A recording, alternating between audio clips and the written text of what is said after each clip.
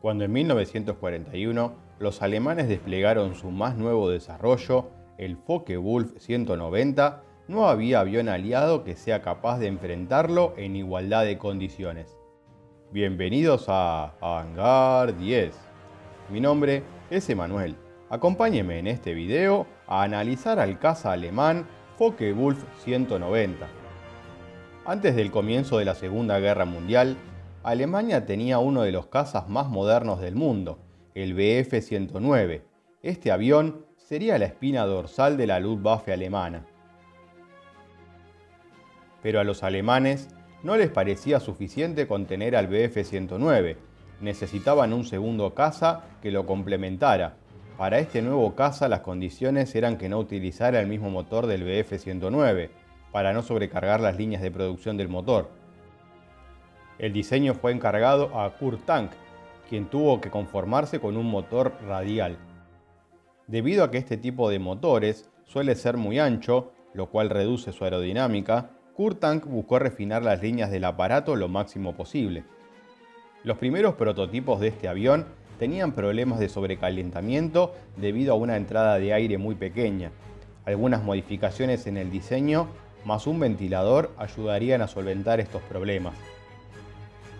La primera variante de producción fue la A y tuvo diferentes series, de las cuales veremos a continuación solo las principales y a modo resumido. Todas las variantes de la serie A venían equipadas con el motor radial BMW 801. Poseía una envergadura de 10,51 metros y un largo de 9 metros. Aquí podemos ver una representación de un Focke-Wulf 190 A4 en una maqueta. A0 fue el primer lote de preproducción. A1, primera versión de producción, entraron en servicio a mediados de 1941, tenía 1660 HP. A2, contaba con una versión mejorada del motor, venía armado con dos ametralladoras de 7,92 milímetros en el capó del motor, más dos cañones de 20 milímetros en las alas. También podía llevar otras dos ametralladoras de 7,92 en las alas. A3 llevaba un motor mejorado que alcanzaba los 1700 HP. En el capó llevaba el mismo armamento que su predecesor, pero en las alas llevaba 4 cañones de 20 milímetros. Una novedad que incorporaba esta variante era que la cúpula de la cabina podía ser lanzada gracias a una pequeña carga explosiva. Además, incorporaba más blindaje para el piloto. Entró en servicio en el otoño de 1941. A4 incorporó el inyector MW50 de agua metanol, lo que le daba una potencia extra por breves periodos de tiempo de 2100 HP, lo que llevaba a una velocidad de 670 km por hora. En condiciones normales, su velocidad máxima era de aproximadamente 634 km por hora. Entró en servicio a finales del verano de 1942. A5 entró en servicio a principios de 1943. Era igual a la A4 en prestaciones, pero se corrió el motor 15 centímetros más adelante para evitar los frecuentes sobrecalentamientos. A6 contaba con un ala rediseñada que le permitía albergar 4 cañones MG-151 de 20 milímetros, que tenían una mejor cadencia de disparo que los cañones anteriores. A7, introducido en diciembre de 1943, reemplazaba las ametralladoras con calibre de fusil del Morro por dos ametralladoras de 13 milímetros, motor mejorado que llegaba a los 2000 HP. A8, igual al anterior, pero dotado con una cabina blindada diseñada especialmente para el grupo antibombarderos. Su velocidad máxima era de 647 km por hora. Otras versiones importantes del Focke-Wulf fueron la D, que venía propulsada por un motor V12 Junker Jumo 213. La variante más importante fue la D9, que entraría en servicio en el otoño de 1944, pero solo se fabricaron unas 700 unidades.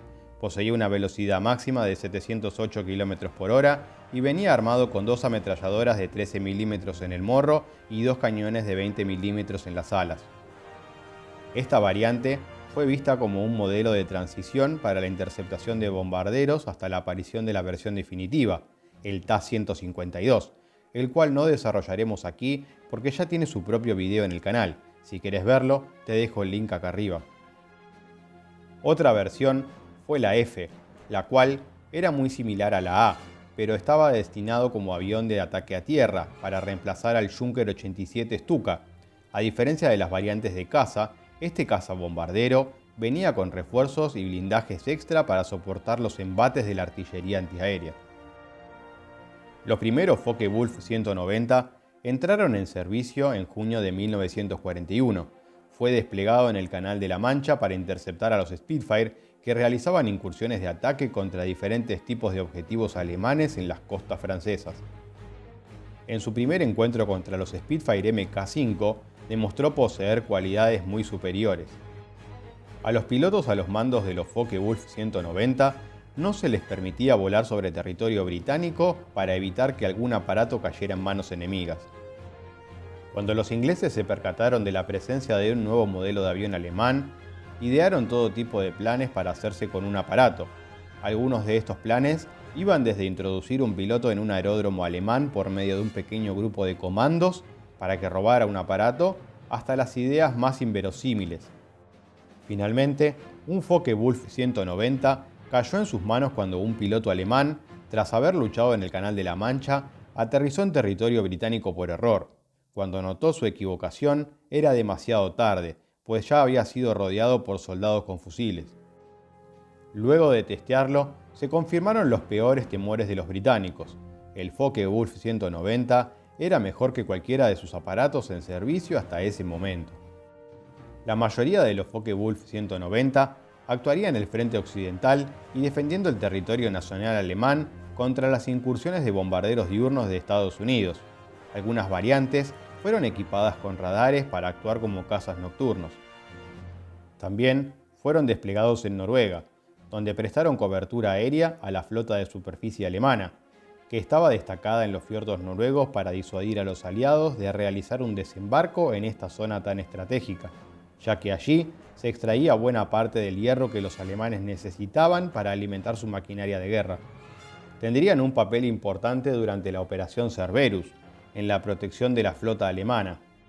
Es que los alemanes tenían gran parte de sus mejores buques desplegados en las costas francesas, pero dado que corrían un grave riesgo de ataque allí, sumado a que se los necesitaba en los fiordos noruegos para disuadir cualquier invasión, como ya se mencionó, por lo tanto, había que trasladar la flota y solo había dos rutas posibles, a través del Atlántico rodeando Gran Bretaña o pasando por el Canal de la Mancha. Dado que ya se había perdido al acorazado Bismarck por la primera ruta, el líder alemán ordenó que se usara la vía del Canal de la Mancha, ya que la Luftwaffe podría brindar cobertura aérea a la flota. Gracias a la cuidadosa planificación, la Operación Cerberus se pudo llevar adelante al coste de algunos buques dañados, pese a las minas, las lanchas torpederas y al enjambre de aviones que los británicos lanzaron contra ellos. Sin dudas, los Focke-Wulf 190 tuvieron un papel destacado en esta batalla.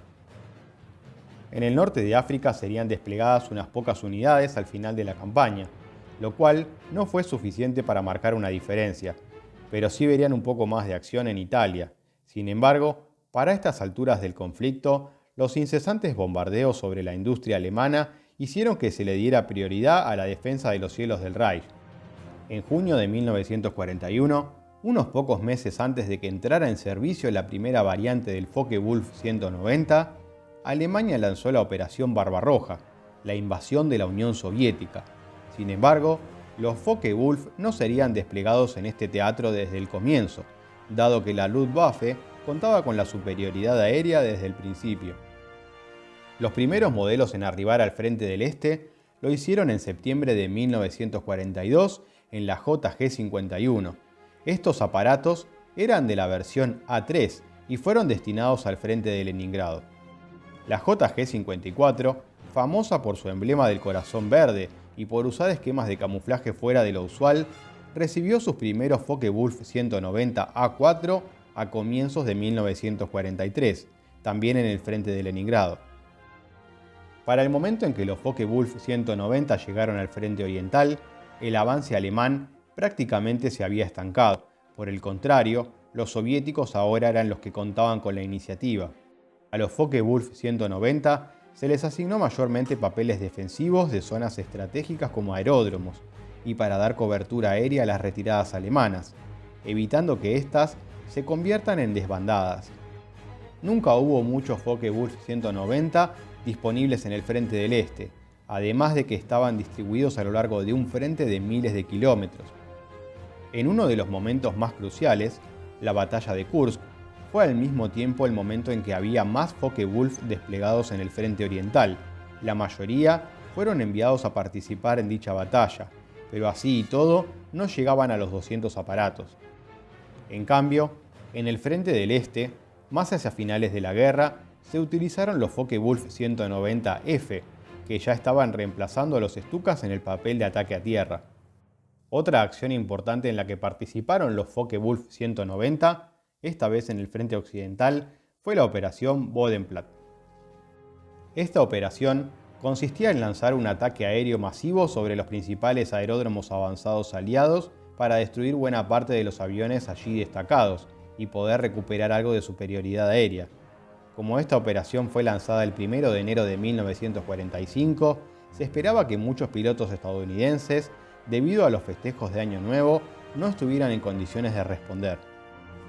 Sin embargo, la mala planificación alemana y el secretismo para evitar que se supiera de la operación llevó a que las unidades antiaéreas alemanas no estuvieran informadas del ataque. Dichas unidades estaban acostumbradas a ver que las grandes formaciones de aviones eran de sus enemigos, mientras que los alemanes volaban en pequeñas unidades. Por lo tanto, al ver semejantes enjambres de aviones, los confundieron con enemigos y abrieron fuego contra ellos, lo que provocó no pocas bajas en el bando alemán.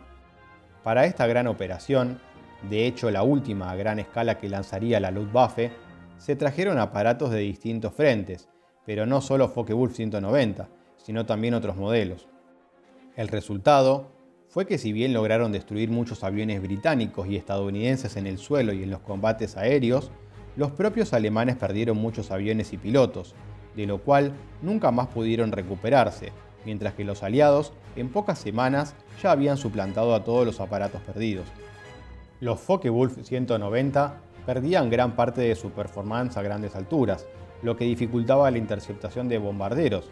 Por eso, lo normal era que los Bf-109 atacaran a los cazas con la intención de dispersarlos para que así los Focke-Wulf 190 atacaran a los bombarderos con mayor tranquilidad, siendo en estos casos más apropiados, ya que contaban con un armamento más pesado. Para compensar esta debilidad a grandes alturas, fue que se desarrolló una variante del Focke-Wulf 190 equipada con motor de bombardero. Esta variante fue denominada D. Contaba con un morro más largo debido a que su motor era en línea en lugar de radial, y se había extendido su fuselaje para equilibrar el centro de gravedad. También conocida como Dora, fue un excelente avión de combate e interceptor de bombardero, pero que al entrar en servicio en cantidades muy limitadas, poco pudo hacer por cambiar el destino de Alemania, que ya se encontraba sellado. Uno de los papeles más recordados en los que participaron los Dora fue en la defensa de los aeródromos desde donde operaban los aviones a reacción alemanes Me-262. Es que esos reactores, pese a lo espectacular de su desempeño, tenían un punto débil, y era el momento del despegue y el aterrizaje. Los aliados lo sabían, por lo tanto, cuando se daba aviso de que había reactores alemanes en el aire, los Mustang y otros aviones se apresuraban a los aeródromos desde donde estos salían para interceptarlos a su regreso durante el aterrizaje. Para contrarrestar estas incursiones, se emplearon Focke-Wulf 190D para proteger los aeródromos. Una famosa unidad que desempeñó este papel fue la enmarcada en la JB-44, también conocida como Escuadrón de los Ases, para que la artillería antiaérea de los aeródromos no los confunda con enemigos. Llevaban las panzas de sus aviones pintadas de rojo con líneas blancas. Esta unidad fue llamada Papageinstaffel, que significa escuadrilla papagayo. Muchos pilotos se volvieron ases a los mandos del Focke-Wulf 190. Aquí podemos ver al as de 220 victorias, Heinz Barr, junto a su Focke-Wulf 190 A, con su característico 13 rojo de la suerte. Vale aclarar que no todas las obtuvo a los mandos del Focke-Wulf 190. También pilotó Bf-109 y Me-262. Los Focke-Wulf 190 pelearon hasta el último día de la guerra, hasta la rendición alemana. Espero que hayan disfrutado de este video. Si les gustó, no olviden darle a like y compartirlo con sus amigos. ¡Hasta un próximo video!